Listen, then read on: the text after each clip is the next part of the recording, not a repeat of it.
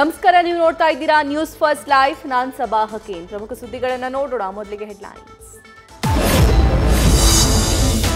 News first ಜ್ಞಾನ ಸಂಗಮ education ಎಕ್ಸ್ಪೋಗೆ ಭರ್ಜರಿ response. PU ಬಳಿಕ ಮುಂದೇನು ಅನ್ನೋ ಪ್ರಶ್ನೆಗೆ ಉತ್ತರ ಪಡೆಯಲು ಇವತ್ತೇ ಕೊನೆ ಚಾನ್ಸ್.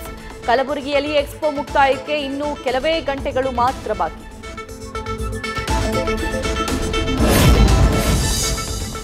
ನಾನು ರಿಕ್ಕಿ ರೈಗೆ ಕರೆ ಮಾಡಿ ಮಾತಾಡಿಲ್ಲ, ಪೊಲೀಸರಿಗೆ ಕಾನೂನು ಚೌಕಟ್ಟಲ್ಲಿ ಕೆಲಸ ಮಾಡಿ ಅಂತ ಹೇಳಿದ್ದೀನಿ. ಬೆಳ್ತಂಗಡಿಯಲ್ಲಿ ಡಿಸಿಎಂ ಡಿಕೆ ಶಿವಕುಮಾರ್ ಸ್ಪಷ್ಟನೆ.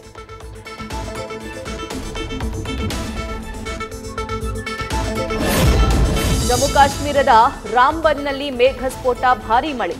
ಪ್ರವಾಹದಲ್ಲಿ ಕೊಚ್ಚಿ ಹೋದ ಮನೆಗಳು, 3ರಿಂದ 5 ಮೃತಪಟ್ಟ ಶಂಕೆ.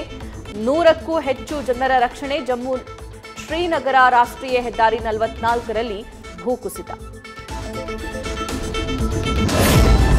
ಚಿಕ್ಕಮಗಳೂರಲ್ಲಿ ಹೆಚ್ಚಾದ ಕಾಡಾನೆಗಳ ಹಾವಳಿ. ಏಕಕಾಲಕ್ಕೆ 30 ಕಾಡಾನೆಗಳು ತೋಟದಿಂದ ತೋಟಕ್ಕೆ ಲಗ್ಗೆ. ಆನೆಗಳನ್ನ ಕಾಡಿಗಟ್ಟಲು ಅರಣ್ಯ ಸಿಬ್ಬಂದಿ ಹರಸಾಹಸ.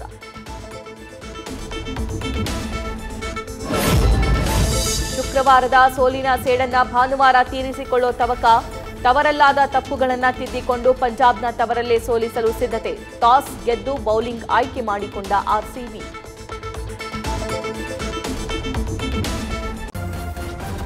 ನ್ಯೂಸ್ ಫಸ್ಟ್ ನಿರ್ಭೀತಿಯಿಂದ ನಿಮ್ಮ ಪರವಾಗಿ.